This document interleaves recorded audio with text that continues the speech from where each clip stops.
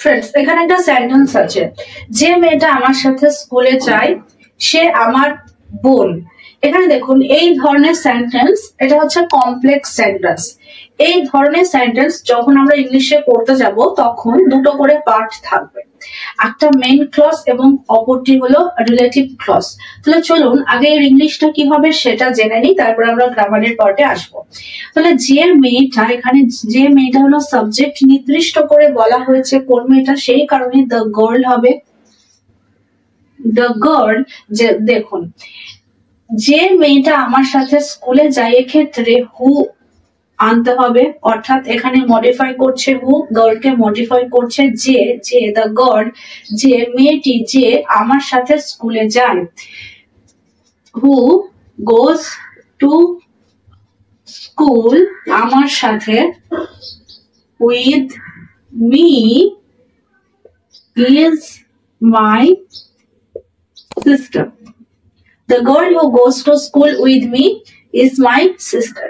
Now let's break down the grammar of this sentence.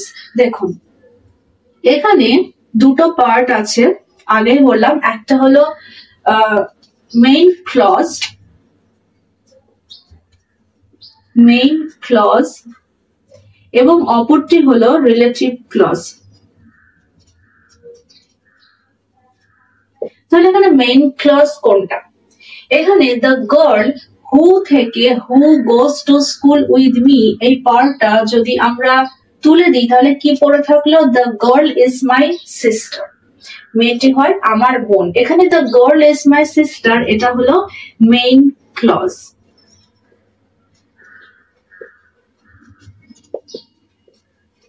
The girl is my sister. Relative clause তাহলে কোনটা? Who goes to school with me, who goes to school with me, এটা হলো relative clause. দেখুন এই ধরনের সেন্টেন্সের যে স্ট্রাকচারটা হয় সেটা প্রথমে সাবজেক্ট লিখতে হবে।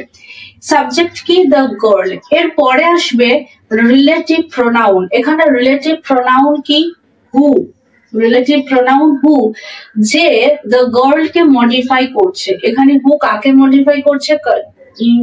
কাকে রেফার করছে না? দ্য গার্লকে রেফার করছে, গার্ল সম্পর্কে কিছু বলছে, যে মেয়েটি যে আমার সাথে স্কুলে যায়, কিছু ইনফরমেশন দিচ্ছে। তাহলে এখানে এটা পুরোটাই হচ্ছে রিলেটিভ ক্লজ। সাবজেক্টের পরে কি আসবে? তাহলে রিলেটিভ ক্লজ। এরপরে রিলেটিভ ক্লজ হয়ে গেল উইথ মি পর্যন্ত, তারপরে কি আছে? একটা লিঙ্কিং ভার্ব আছে। এখানে লিঙ্কিং ভার্ব হলো কি? ইজ। Linking verb. এরপরে দেখুন মাই সিস্টার, এটা কি? এটা কমপ্লিমেন্ট, এটা কিন্তু অবজেক্ট নয়, কমপ্লিমেন্ট। অবজেক্ট এবং কমপ্লিমেন্ট কি, তাদের মধ্যে কি পার্থক্য, কি করে চিনবো, এই সেশনে আলোচনা করা হয়েছে, ডেসক্রিপশনে লিংক দেওয়া আছে। দেখুন মাই সিস্টার এটা হলো কমপ্লিমেন্ট। মাই সিস্টার এটা দ্য গার্ল সম্পর্কে অ্যাডিশনাল ইনফরমেশন দিচ্ছে, এই কারণেই কমপ্লিমেন্ট।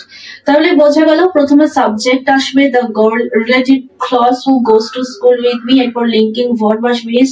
দ্য মাই সিস্টার এটা হলো কমপ্লিমেন্ট।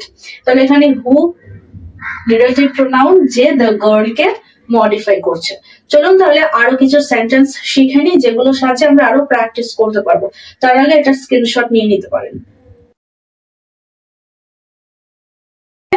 যে ছেলেটি এখানে আসে সে আমার ভাই, আগের সেন্টেন্সটার মতোই।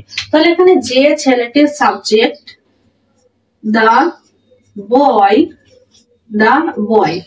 এরপরে কি লিখতে হবে? রিলেটিভ প্রোনাউন লিখতে হবে।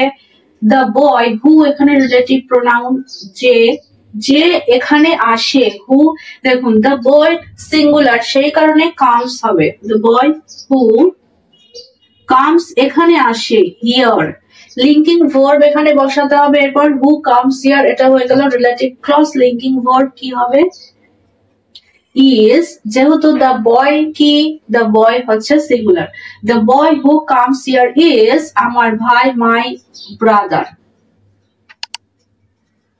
The boy who comes here is my brother. পরেরটা, যারা রোজ ইংরেজি বলা অভ্যাস করে তারা আমার ছাত্রছাত্রী। তাহলে যারা, এখানে দোজ অনেকে আছে, সেই কারণে দোজ রিলেটিভ প্রোনাউন হু হবে, দোজ হু কি করে, ইংরেজি বলা অভ্যাস করে।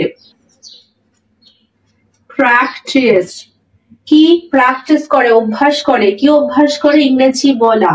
তাহলে আমরা স্পোকেন ইংলিশ লিখতে পারি বা স্পিকিং ইংলিশ লিখতে পারি। কবে কবে, রোজ, everyday,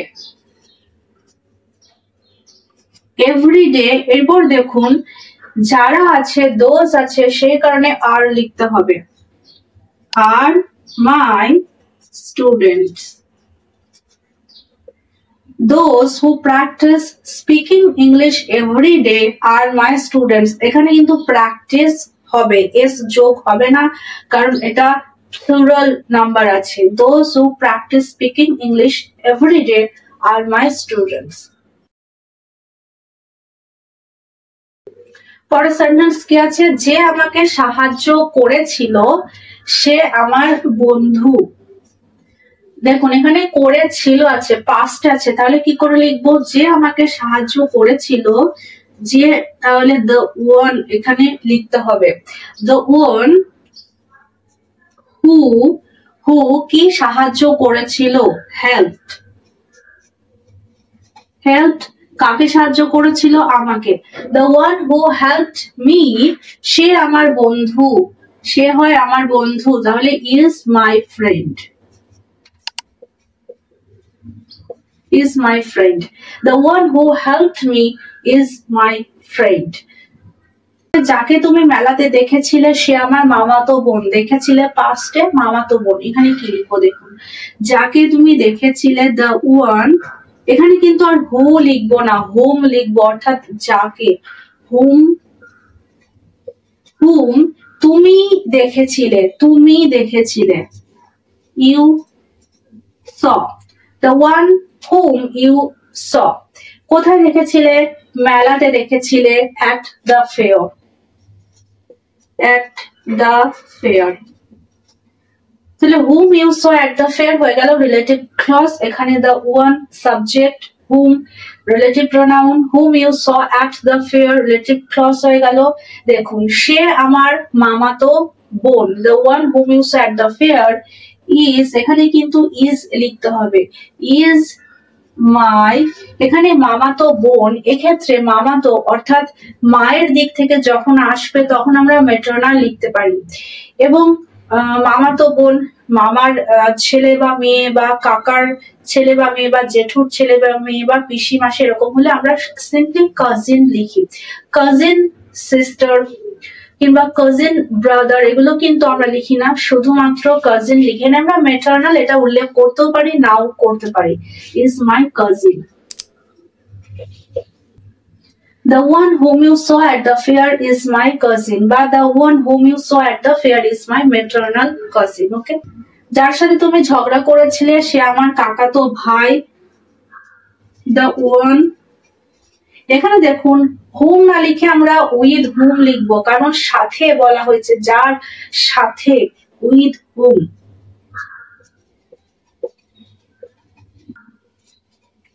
You had a fight, অর্থাৎ তুমি ঝগড়া করেছিলে, বা you quarrel তো আমরা লিখতে পারি।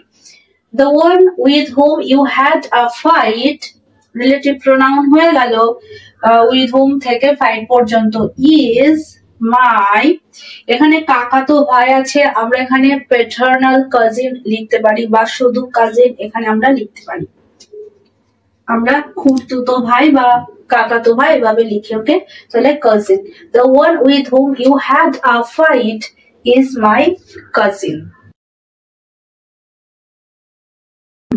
সো ফ্রেন্ডস, আজকের সেশনে আমরা শিখে নিলাম কিছু কমপ্লেক্স সেন্টেন্স যেখানে মেন ক্লজ থাকবে এবং রিলেটিভ ক্লজ থাকবে, কি করে এই ধরনের সেন্টেন্স বানাতে হয়। আশা করি এই ধরনের সেন্টেন্স নিয়ে আর কোনো সমস্যা থাকবে না, এবার আপনারা নিজেরা এই ধরনের সেন্টেন্স বানাতে পারবেন ইংলিশে। তো দেখা হচ্ছে পরের সেশনে এরকম আরো নতুন নতুন সেন্টেন্স, নতুন নতুন প্যাটার্ন নিয়ে। ততক্ষণ সবাই ভালো থাকবেন, সুস্থ থাকবেন। Thank you.